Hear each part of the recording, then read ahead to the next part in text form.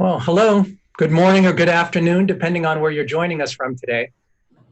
My name is George Livingood, Vice President of the Mood and Anxiety Program, and I want to welcome you to Coping with COVID. We're coming to you live from Orange County, California. This is a free event hosted by Discovery Behavioral Health to give you an opportunity to ask questions about your emotional health and well-being during this global pandemic. No matter where you live or what you do for a living, this event has been unprecedented, unsettling, and unfathomable. It's our goal to make quality information on emotional health and well-being accessible to all, and to let you know that you are not alone. We are with you during this time. We can get through this together. To that end, we have a team of expert panelists here to answer your questions. We're going to introduce our panelists and then begin with our questions and answers. If you are watching this on Zoom, you can click on the link below to submit your questions. And on Facebook, you can do the typical comment. We have a large number of participants, so we'll do our best to get to every question. We're also recording this webinar and we'll make it available on our website, discoverybehavioralhealth.com. Our first panelist is Lori Gottlieb.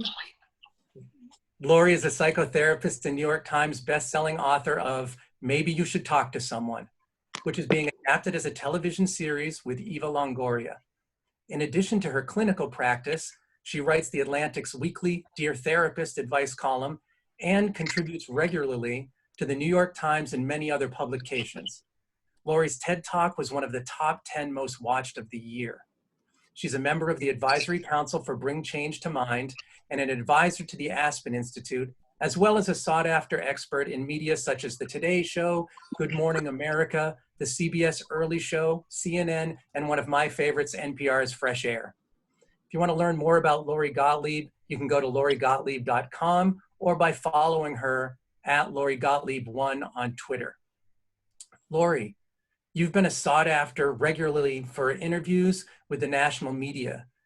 Are there any common themes that you are hearing in these discussions about the impact of COVID-19 on emotional well-being and what people are most wanting to hear during this time?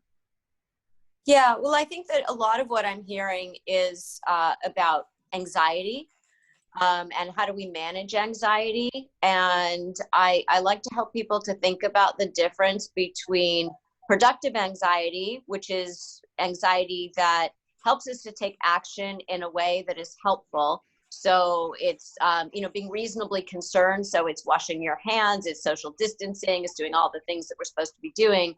And then there's unproductive anxiety, which is about that obsessive rumination about something that hasn't happened and may never happen. And so I think that I'm talking to people a lot about managing their anxiety. And I think the other thing that I hear a lot about right now is loneliness. And what do we do with the fact that we can't be in person with other people? So I'm happy to address both of those things in this conversation. Fantastic. Okay, our next panelist is Jenny Schaefer. Jenny has authored several books, including Life Without Ed, How One Woman Declared Independence from Her Eating Disorder and How You Can Too, and contributed to anthologies like the Chicken Soup for the Soul series. A Meadows Behavioral Healthcare Senior Fellow and Ambassador with the National Eating Disorders Association, she's a sought-after presenter on eating disorders, trauma, and post-traumatic stress disorder, PTSD. Jenny's next book is about fighting through PTSD and finding a life worth living after trauma. And I have to say, in working with eating disorder patients, Life Without Ed, it's just mandatory reading. Yeah. Jenny, you've written books about eating disorders and are working on one about trauma. How can something as stressful as this pandemic impact people who are dealing with an eating disorder or possibly post-traumatic stress disorder? Great question. Thank you so much for having me. And I want to clarify for you guys watching too, unlike some of the panelists here, I don't have a lot of letters behind my name, but I have street cred. So I'll be answering a lot from personal experience. And what I'm seeing right now, I mean, this pandemic is a direct hit on eating disorders. As one tiny example, grocery stores. On an average day, going to a grocery store for someone with an eating disorder can be absolutely terrifying. Now imagine add worldwide pandemic to that.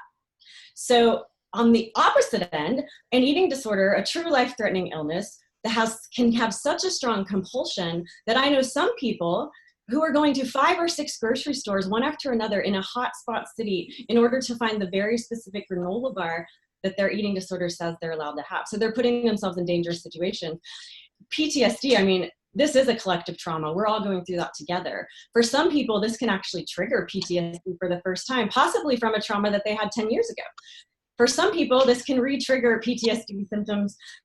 Like me, I had PTSD, I went to treatment for it, and this is actually re-triggering some of my symptoms. In some ways, the pandemic is like a trauma time machine. A lot of people right now who are stuck in PTSD, they are not living in 2020 in a pandemic, they are living in 2010 when they were sexually assaulted somewhere, as an example. So it's tough. At the same time, I want to say post-traumatic growth happens, and I see a lot of people using this as a way to get better. I know one woman who's using the gym's clothing as a reason to work on her compulsive exercise. And I see a lot of that too. So I think there's a lot of hope. Oh, well, that's nice to hear that you feel there's a lot of hope.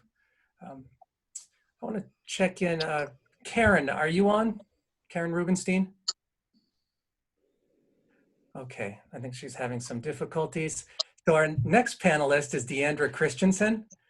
Deandra is a licensed clinical professional counselor and is president of Discovery Behavioral Health's Eating Disorder Division, Center for Discovery. She has a master's degree in clinical psychology from the Chicago School of Professional Psychology, where she is also a candidate for a PhD in organizational leadership. So Dee, you specialize in eating disorders, and at Center for Discovery, I know many of your eating disorder patients are young girls and teens. What would you say to parents of young people who have an eating disorder at this time when stress and anxiety is so high?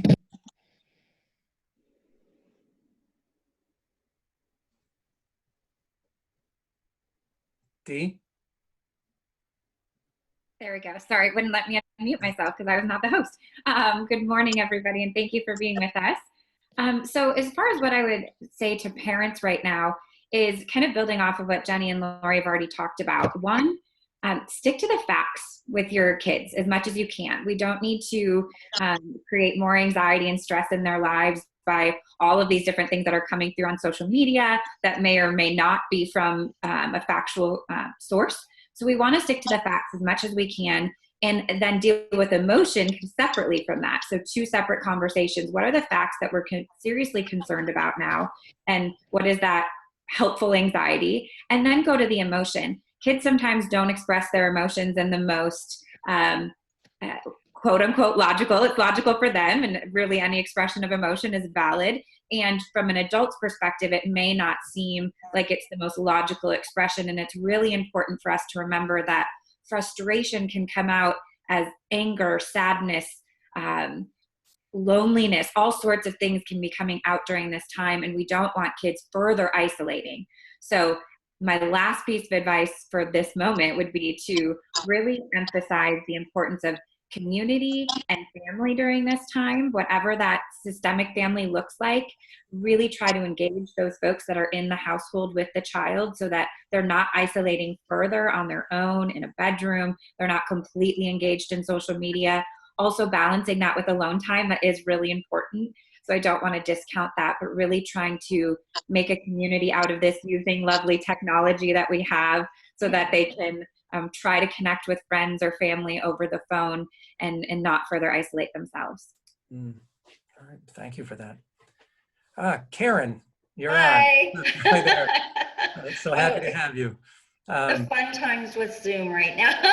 Right. So everybody, Karen Rubenstein is Chief Clinical Officer at Cliffside Malibu, one of the nation's premier drug and alcohol treatment centers, and at Authentic Recovery Center, another center that's part of Discovery Behavioral Health. Karen is a licensed marriage and family therapist with a specialization in addiction and co-occurring disorders. She earned her Bachelor of Arts degree in Business Administration from California State University, Northridge, and her Master's of Arts degree in Psychology from Phillips Graduate Institute. Karen has been with Cliffside Malibu since 2014. So this is a question that's really been on my mind, Karen. You work at Cliffside Malibu with individuals who are struggling with addiction. As you know, this crisis and stay-at-home orders have resulted in increased isolation and stress. how does that impact someone who's currently dealing with an addiction or is in recovery? Well, what we do know is that addiction thrives in isolation. So we are in some really trying times right now. I think access to quality care is the most important aspect right now.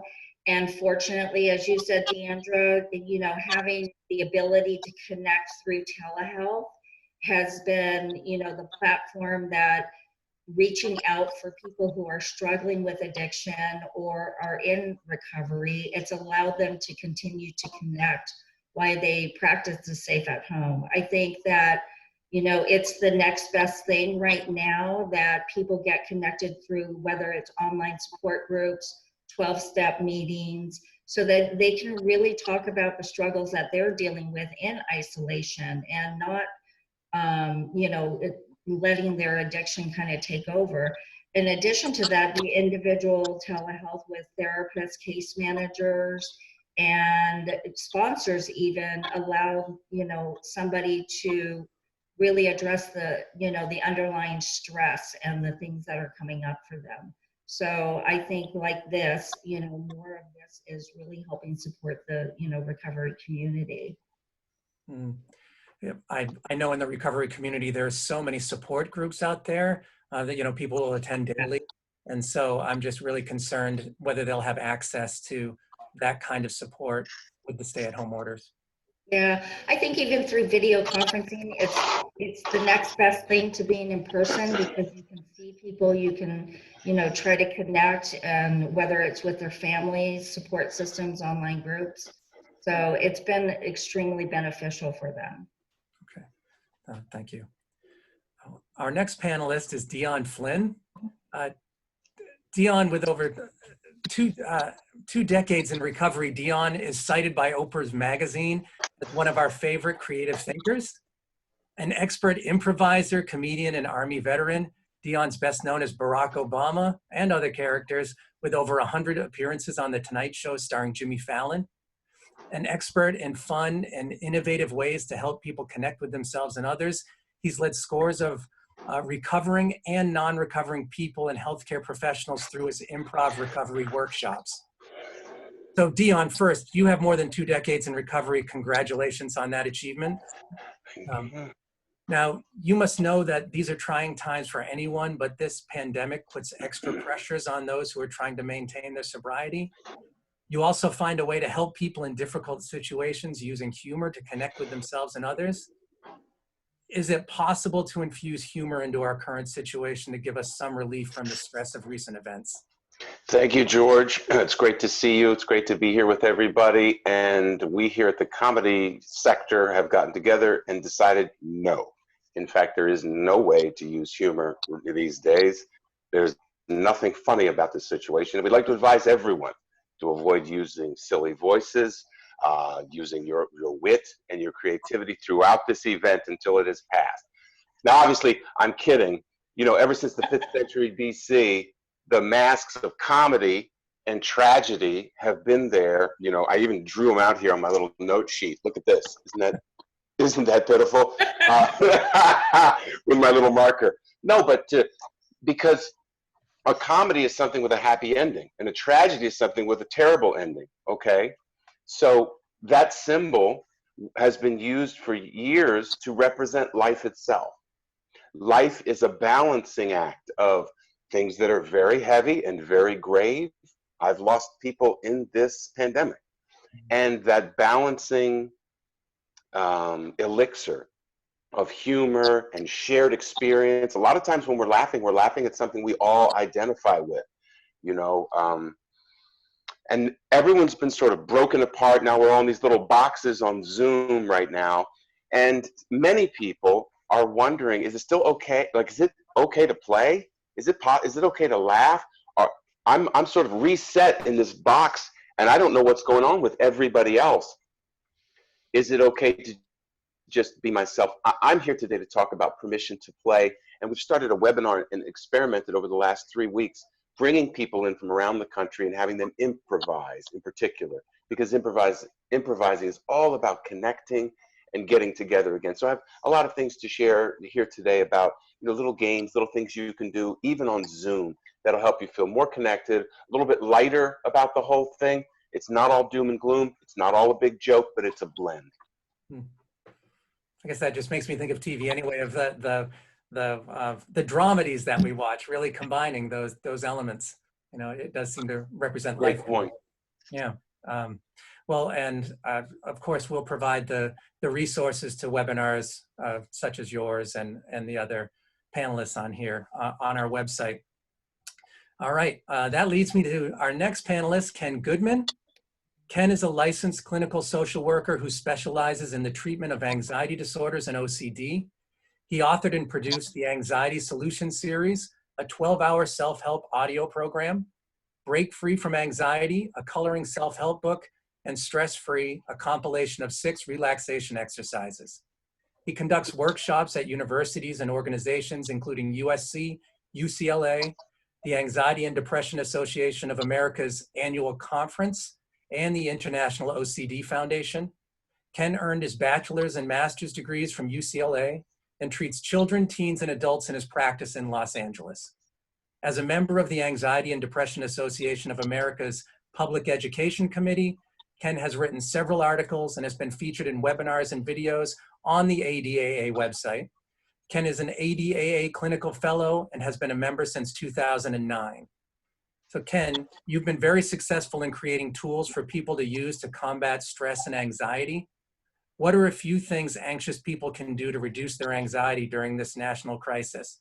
And frankly, I'm not asking for just everybody here on the webinar, but also myself and my wife. Yeah, thank you very much for having me. I wrote an article a couple of weeks ago for the Anxiety and Depression Association of America on the top 10 ways to reduce anxiety during this national crisis. I like to start off by just talking about 2 of them.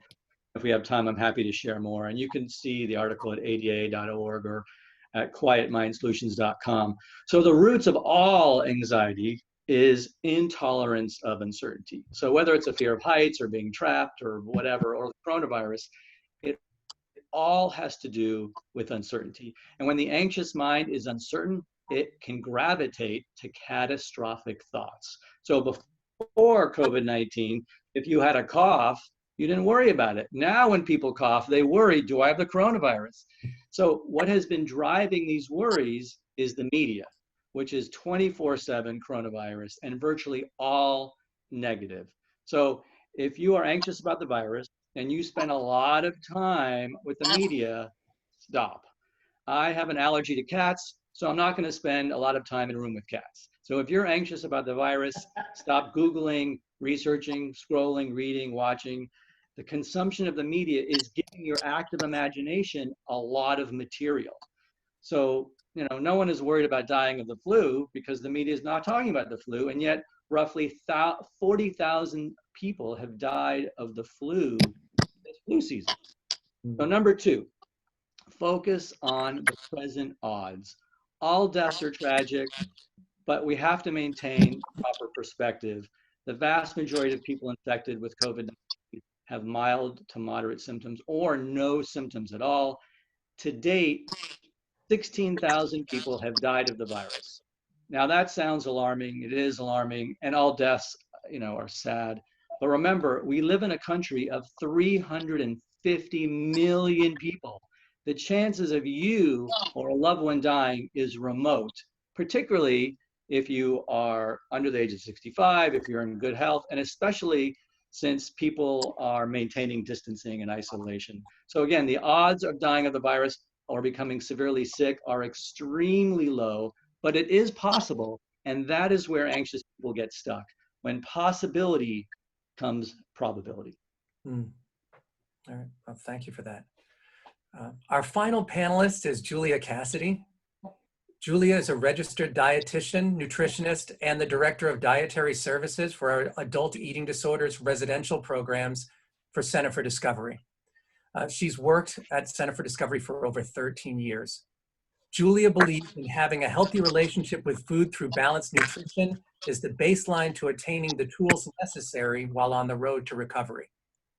The core ingredient for success for patients with eating disorders can be summed up in the words of Hippocrates, let food be thy medicine and medicine be thy food. So Julia, you've worked with people who have eating disorders every day, but are you finding that even people without eating disorders are having different eating habits simply based on being homebound, such as reaching more for comfort foods and processed foods rather than, say, fresh foods and getting exercise? Wow. Yes, actually, I want to encourage everyone to practice grace and food flexibility during this time. And first and foremost, I want to say comfort foods and processed foods still have nutrients to offer the body. We need to practice and be able to eat whatever foods we have in our houses, whether it's canned food, frozen food, these fun processed foods. We need to focus on nourishing our body and making sure we're being able to fuel throughout the day. As far as exercise goes, now's a great time to just rest and relax. I understand the anxiety for people who may be on a rigorous exercise regimen, but we can only do so much. So this is, again, where grace comes into play. Do some gentle stretching. If you can go for a walk around your block, that's fine too. But really, I don't know if now's the time to be worrying about getting less exercise or getting more exercise. Just be in your body and being able to handle what's going on in the world right now, I feel is a little bit more important. Thank you. I do have to say that in the last 2 weeks, I've baked white bread with red sourdough, as well as a cake and a pan of blondies. So I find myself doing a little more of that as well. Yes. Well, thank you, panelists. We're going to start taking questions from the audience. Audience, if you don't see your question answered during this webcast, we're really going to do our best to answer them after the event and post the answers on our website and social media page. All right. So I'm going to jump right in. Some of these I'll be able to direct to a specific panelist, but if any of you feel like you want to answer the question, just chime right in.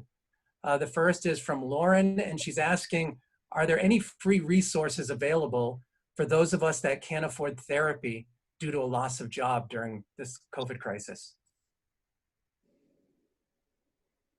I can say, I know Eating Disorders Anonymous has a lot of free, although they're always free, but they have online virtual phone meetings, and more than ever now, and Zoom as well. And same thing goes for so many 12-step programs. I participated in my first ever Al-Anon phone meeting the other day. Awesome. So I know there's a lot of free resources online. In fact, there's more than ever. This is like probably in our society, we have the most free resources than we've ever had online. And I'm always doing online free stuff. You guys can check out my website. It's just my name, jennyschaefer.com. But a lot of people, just like you guys at Discovery Behavioral Health, are really working to put free online. It's happening all the time. So yeah. And the Anxiety and Depression Association of America, ADAA.org, has tons of self-help videos and audios and articles, and they have a whole page on coping with the coronavirus. Yeah, and I just wanted to add something too. Thank you for that. I wanted to add that to build on what Jenny was saying, a lot of 12-step programs have these Zoom meetings. And I just want to give you a little bit more, paint a precise picture of what happens. If you're thinking about it, let's say you've always thought, maybe I drink a little too much, maybe I eat a little too much, and I'd like to check out a 12-step program, but now that they're on Zoom and I've heard that these things are being infiltrated and all this stuff that's going around, most of that has been settled and solved. So you're not going into the Wild West when you go into these meetings. They're people who want to get better. They're people who want to connect and communicate and not be alone and give each other strength. What I'm noticing on the Zoom meetings, what I wanted to share with people who've never been on one, is that you can also call in. There's phone numbers that you can call in, so you don't have to show your face, and you're safe, your anonymity. There are ways to preserve your anonymity on the meetings. I've been to many, many, many of them in the last few weeks, and it's been a really, really positive experience. Connecting right now is extremely important. I just also wanted to say that if you look at your local clinics, Many of them have posted online groups that are either no cost or low cost. And I think that you can find lots of resources if you're not interested in a group. I think they also have referrals to, therapists that you can connect to online, again, for those low cost or no cost situations. Mm-hmm.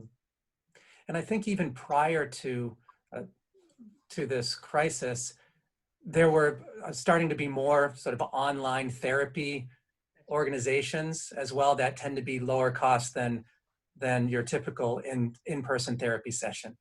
So you could look into those as well. All right, thank you. This next question, and I don't know, Julia, maybe you touched on this a little bit, but how do you get through not being able to work out like I'm used to? I feel I don't deserve to eat. I feel like I'm gaining weight. I'm breaking down constantly, and I need tips with the anxiety. Thank you. This is a great question, and it's coming up all the time. One, I want to say, reach out to your outpatient team if you have an outpatient team. If you don't, practice gentle yoga. There are ways we can work out in a safe manner, especially when we're going through eating disorder recovery. I don't know the history of the person, but I know that working out gently in a more positive way without the idea of having to burn calories, without it being a punishment, but doing it more for kind of releasing stress and anxiety. You can do stretching. There's, you can get fun with it. If there's a jump rope or hula hoop, there's so many different ways that we can still move our bodies in a joyful movement way to release some of that anxiety and stress. Also the feeling or the fear of gaining weight. I think we need to, I have so many different routes I want to go with this answer, but just to hone it in a little bit, again, reach out to your treatment team. I really can't express enough doing some coping skills, self-care during this time, reflection. And I don't know if Dee or maybe Jenny want to jump in and offer some advice as well, but I feel like right now, most important is kind of reaching out to see what your team has to offer, mainly because I don't know the history. And I think another important thing to remember is that a lot of people use exercise as a coping skill. And whenever one of our coping skills has been taken away, it's really easy to just get into a place of panic and anxiety.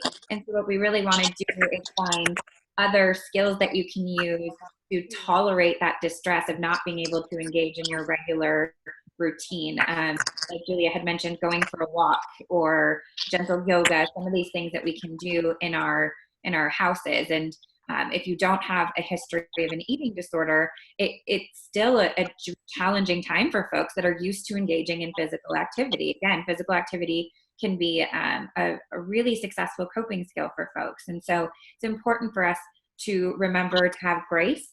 And the other thing that I have seen coming out a lot is both on the addiction side and on the eating disorder side, all of these memes about like, I'm going to gain weight, or look how much I'm drinking while I'm quarantined, or, I'm eating so much food while I'm quarantined. And I think all of those messages are really, really negative for folks that are struggling either with clinical issues, whether it is alcoholism or an eating disorder, or just issues that might be popping up all of a sudden. And so it's really important to stay away from social media or follow some positive accounts, positive quotes, things like that, and not get sucked into this negativity about how awful it's going to be if we gain 5 pounds while we're in quarantine, or if you start drinking and we're just glorifying that everybody's going to be drinking at noon on a Tuesday afternoon.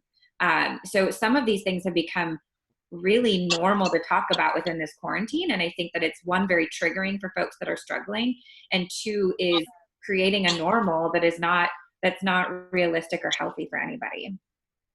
Yeah, and I'll just add real quickly. First of all, that's a great question. I thank you for being so authentic with that question. The point about deserving to eat, I totally understand that. I used to think I didn't deserve to eat. And the hard part about recovery, and I'm sure Dion relates to this in terms of addiction too, but the hard part about recovery is that we do it anyway. So I had to eat anyway, even before I thought I deserved to eat. I ate for a long time and did not think I deserved to eat. And the only way I was able to do that was support, support, support. And what's really cool right now that's happening online is a lot of virtual meal support. I actually did an event on Monday with a group called it's my3square.com, for like MY number 3, like the actual number, square.com, and they are doing virtual meals. I heard there's an Instagram account actually doing meals every single hour of the day. If I can find that one, I'll try to post it. But there's a lot of accountability out there for meal support, and that's the only way. The good news is it gets easier and full recovery is possible.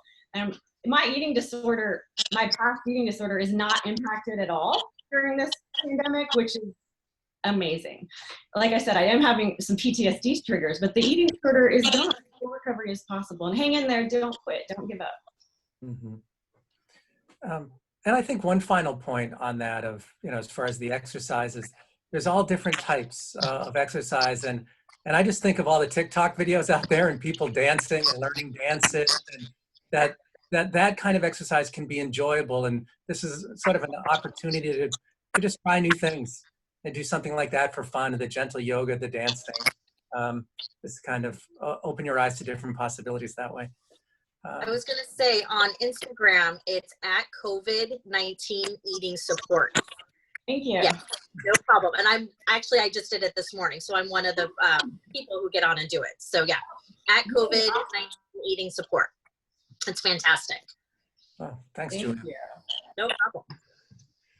So our next question is from Nicole, and she says, my husband is an essential personnel at a cemetery. She's worried about his physical and emotional well-being. How can she be there for him? One of the things, I kind of want to speak to that. I know I'm in the substance use realm, but being in a healthcare organization, one of the things that we've really stressed are, what is the CDC and the World Health Organization recommending, in times like these, that not to fear it, but to be prepared for it, whether it's social distancing, wearing masks, cleanliness, washing your hands, practicing safe hygiene can really provide some reassurance and give us the sense of, we are sort of empowered in this, that we can take certain measures and steps to keep ourselves safe. I know we've been really practicing that here at Cliffside Malibu with all of the essential workers that are here. And, and it's very calming to know that if we practice these certain things, we can alleviate a lot of those anxieties.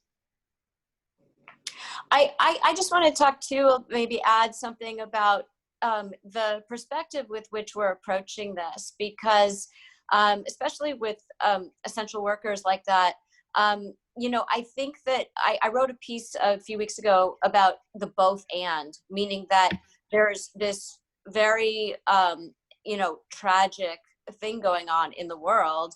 And our lives are also, we're living our lives, right?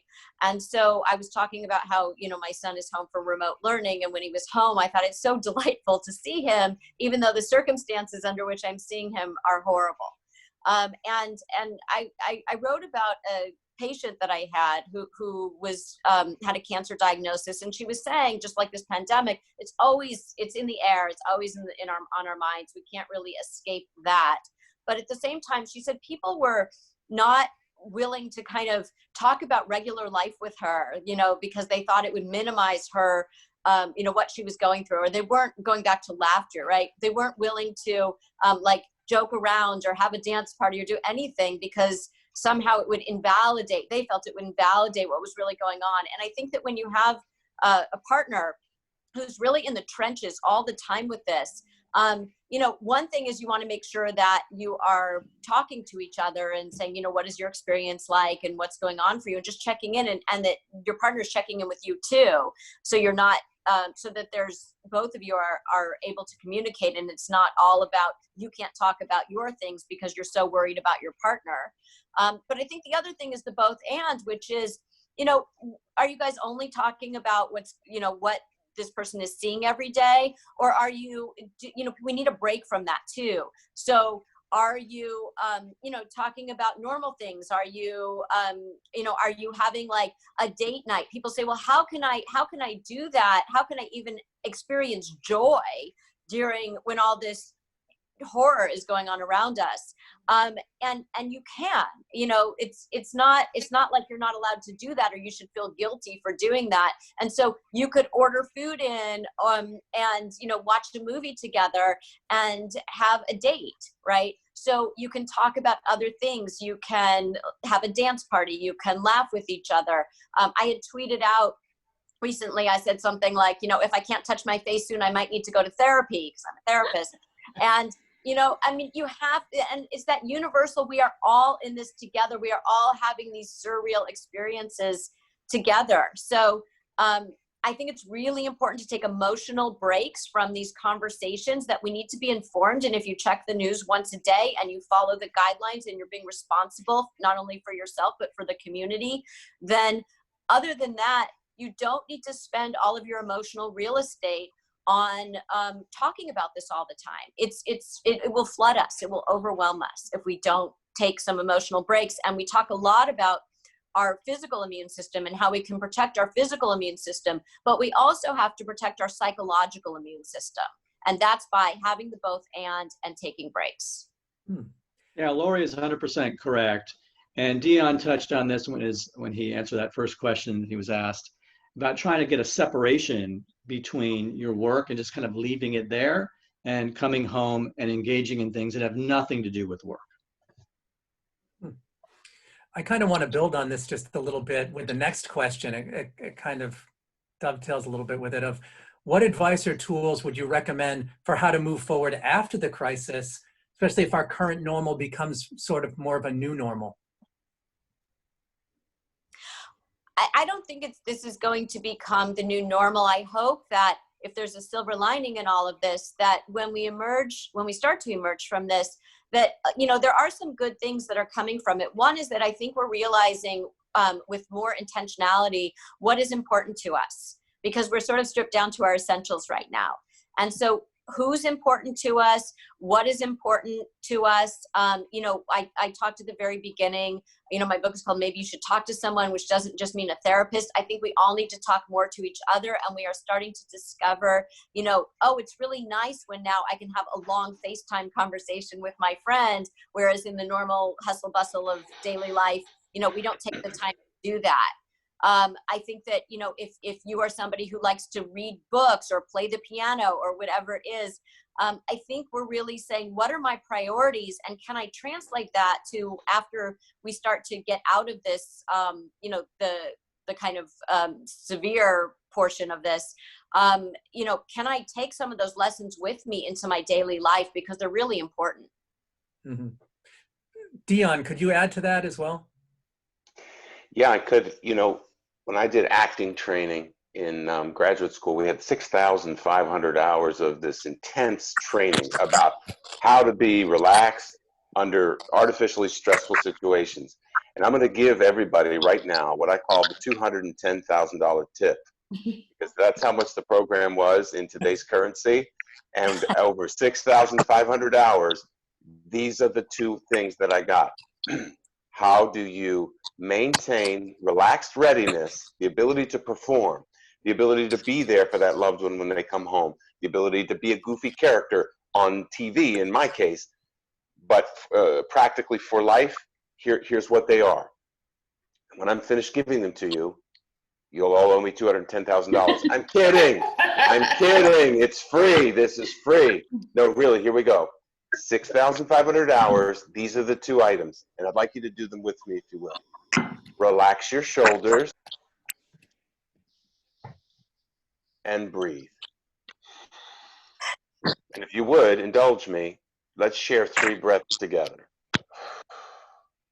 And everybody who's participating right now, breathing in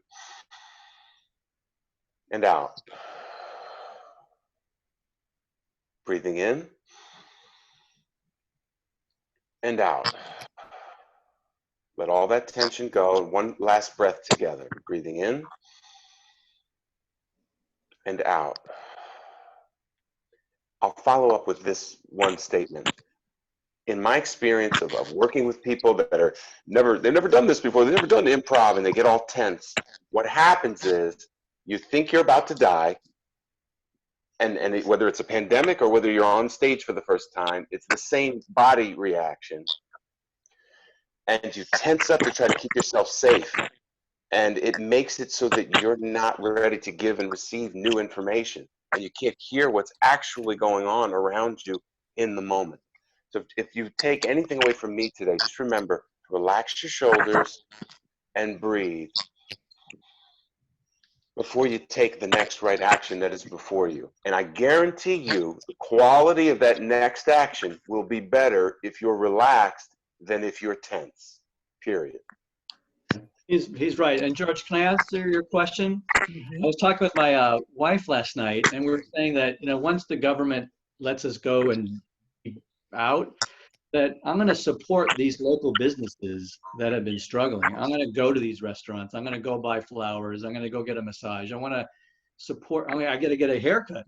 I got to do the things that I haven't been able to do and support those small businesses that are really struggling. At the risk of me potentially getting it. I kind of want to add on this too, and my hope is, what I've seen a lot is people coming together and being very supportive. It's taught us to kind of slow everything down and, you know, just be present in the moment. You were talking about, like you said, Dion, breathing and just practicing mindfulness and being present in the moment. I think this forcibly has allowed us to slow down and recognize certain things, and whether it's integrated in our families, our friends, and things like that, to your point, Ken, is, you know, just being with your wife maybe 24/7 is, you know, you have that connection, you know, or you get to identify certain things that were working or not working. And my thought is, coming out of this, you know, on the other side of just appreciation and visiting those smaller companies that, you know, are struggling right now, and connecting with people in a way that, you know, how are we really community oriented?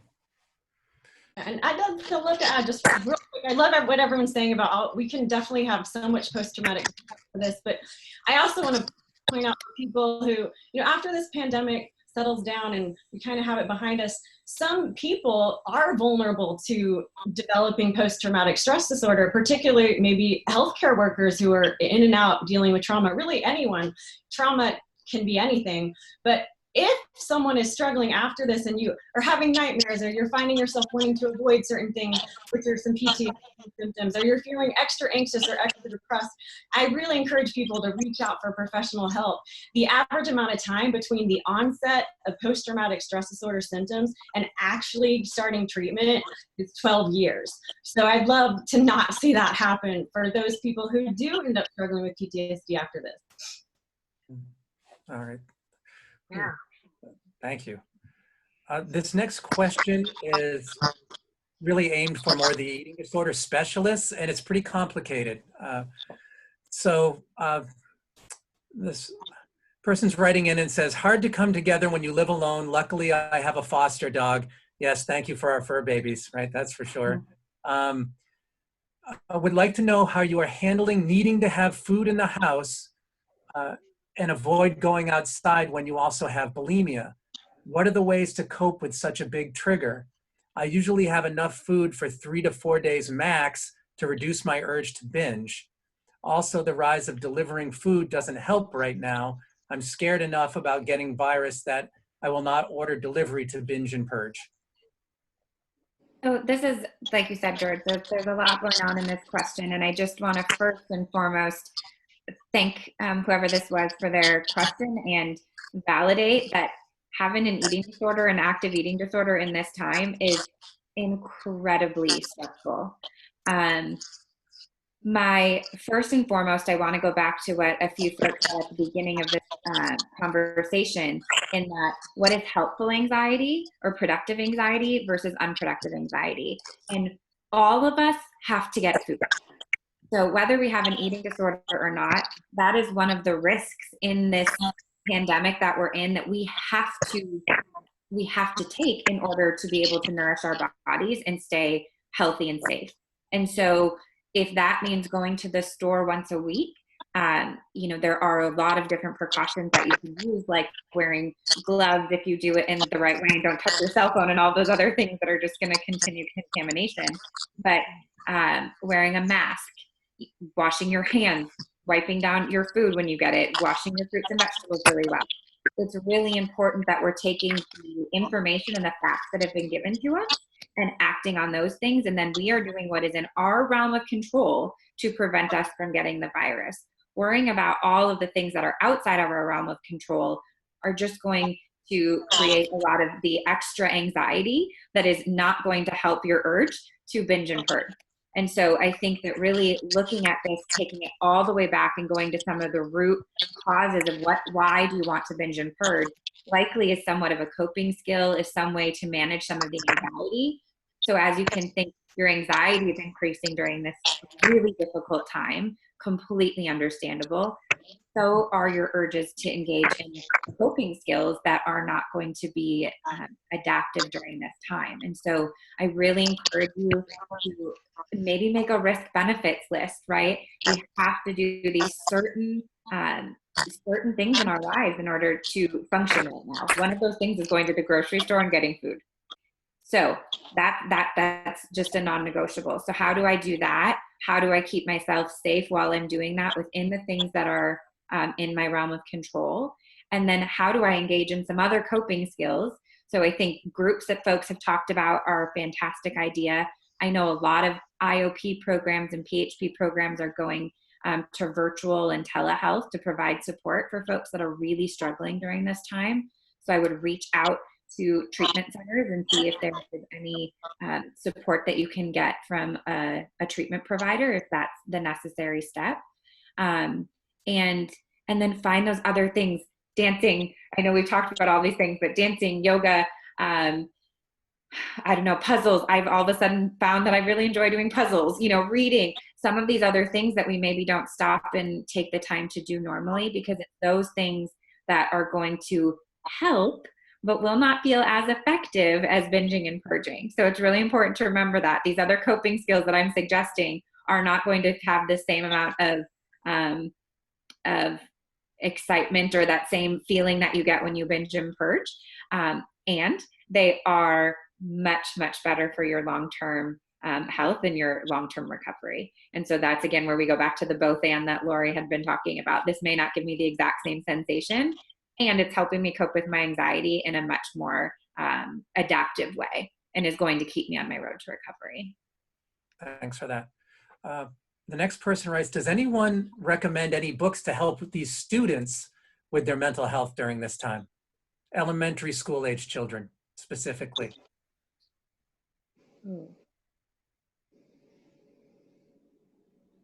Tough one off the top of my head. There's a good book called Anxious Kids, Anxious Parents by Reed Wilson that is not specifically about coronavirus, obviously, but just anxiety in general.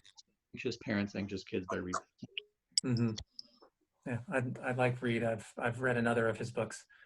Okay. I was going to suggest, just as a parent myself, that I think that any books that you read with your kids is very relaxing because they all deal with feelings.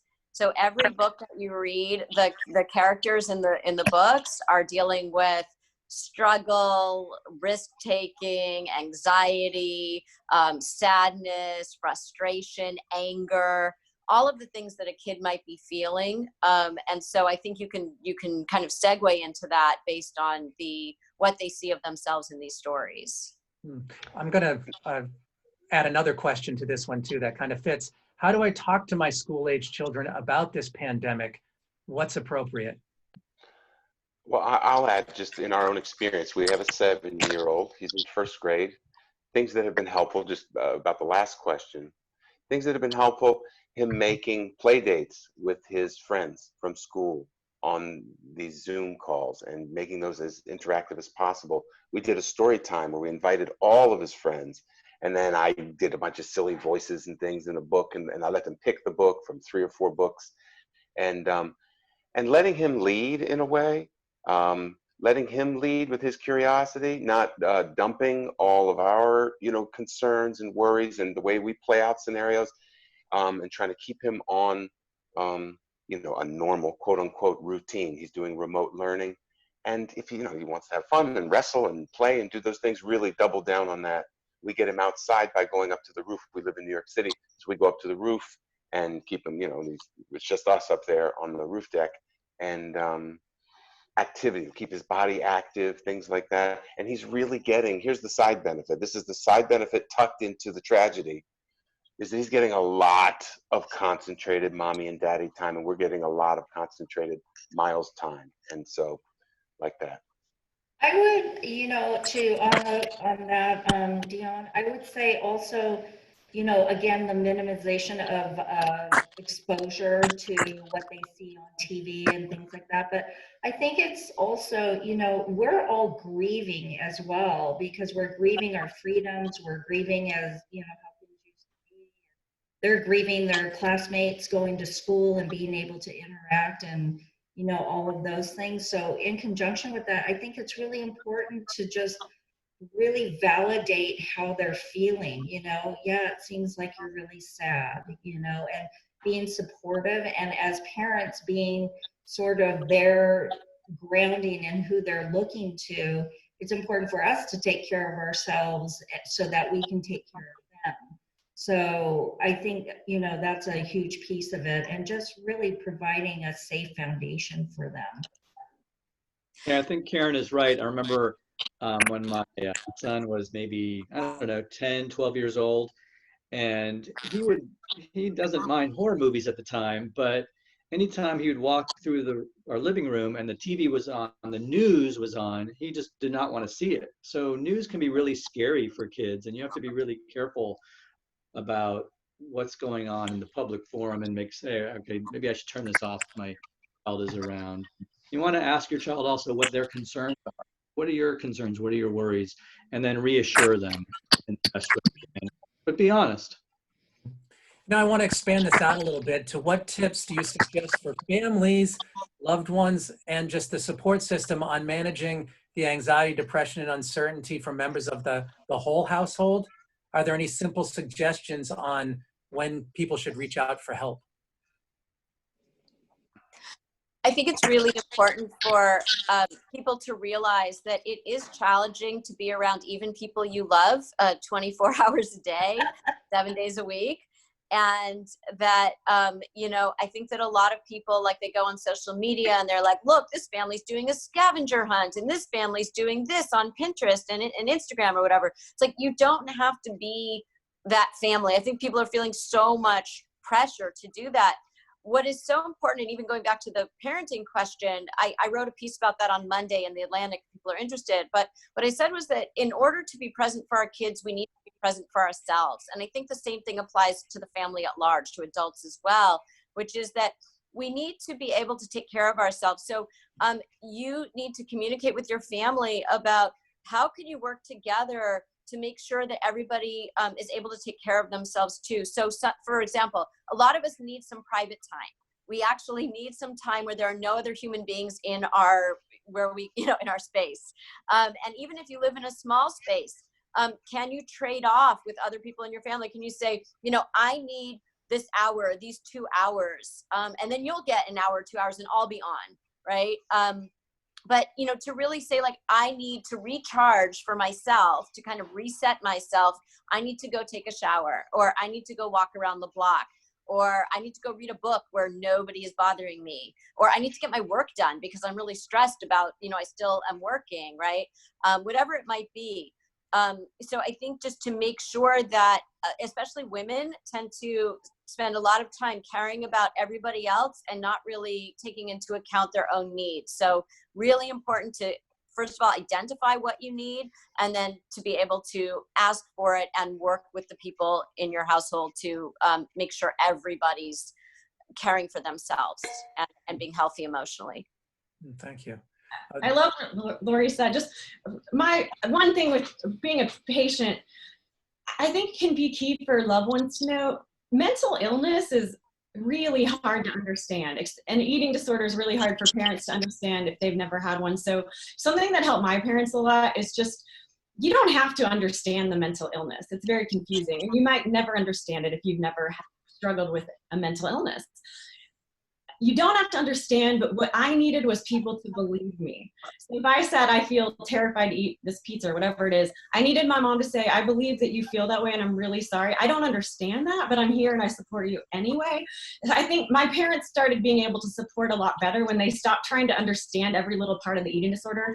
And when they loved me and supported me and just believed me, believed my experience. Mm-hmm. All right. So here's another question. What do you suggest working with people with special needs or autism at this time? I think that when it comes to special needs, you know, I think that those people have, the people in that family have already know what, you know, what they do in normal times. And so the question is, how is it being amplified or magnified now because of what's going on? And, you know, and I think part of it is to look for the strengths and not just what's not working. I think that we forget a lot to look for people's strengths at this time. And so can you work with your child or family member with special needs and help accommodate whatever might be amplified during this time, but also look at what strengths they might have to get through this as well. Right. Yeah, I like that idea that, you know, we've all made it this far in life. We've dealt with lots of struggles throughout our lives. And so we can utilize those same tools in this situation as well. George, can I add something there as well? Yes. I think that it's also important to remember that folks with special needs or autism and eating disorders, all sorts of different things that come up, struggle with change and transitioning from one thing to another. Eating disorder, folks with individuals with eating disorders tend to actually really struggle with this. Something's changed in this room, they're really sensitive to that, or something in my routine has changed, and that's the same for folks with autism and special needs. And so it's really important that we're trying to establish some sense of normalcy. I know that probably sounds completely insane right now, and it is really important that we try to find some kind of routine that we can all agree in the family system. Maybe it's to Lori's suggestion that we're on for these hours and you're off for these hours, whatever it might be, that it's consistent. That's really, really important. And quite frankly, for kids in general, to try to keep them as contained as possible, because quite frankly, I'm struggling with all the change that has been going on. And it's a lot. And so if you are maybe an individual struggling with some of these other issues, it's really important that we try to create as much stability and consistency as possible. Okay. I'm going to piggyback off of that. My son has ADHD, and this has been really hard for him, not having that structure. So every morning I sit down with him and we create his like tentative plan for the day, and it really keeps him contained and he knows what's coming up next. And I have a nephew who has autism as well. And I know my sister's been kind of doing the same thing with him. And ironically, they're both 9. So having them involved in creating the plan and the structure has really helped. Can I throw one last thing in here? I'm aware that it's 3 o'clock now. I just wanted to add, first of all, it's been so helpful to hear everybody. I hope that this has been helpful for those that are participating. And I just want to add vulnerability, which is a great part of what we use in my field of connecting and improvising. It's been very helpful in the last few weeks to get on the Zoom with people that I knew back from college, we have a reunion, whatever, all different things, meetings, people you haven't seen in a while, and to be vulnerable and to say, you know, this is, you know, I lead with a weakness. You know, I've heard it said, lead with a weakness. It tends to open people up. I'm noticing people are coming forward even in this meeting here today with personal things. And as soon as you say something personal about your child and ADHD, and it opens me up. And if you have it at all to be a leader in that journey, I would suggest be a leader in that. Lead with a vulnerability. I'm quite scared about what's going on, and then move on to other things. vulnerability can actually lead to a quicker connection and intimacy. Thanks, Dion. Like, actually, I want to leave it right there. I think that's a great place to end today. I'm sorry, we're out of time. I do want to say, everybody, just be kind and to yourself and to those around you. Be gentle with those around you. So I want to thank our remarkable team of panelists for sharing their wisdom, experience, and recommendations as we attempt to navigate this difficult time. There were a lot of questions we were not able to get to. As I said, we will endeavor to answer all those questions and have them online. So everybody, thank you so much for joining us today for Coping with COVID from Discovery Behavioral Health. Thank you. Thank you. Thank you, everyone. Thank you. Bye. Bye, everybody. Thank you.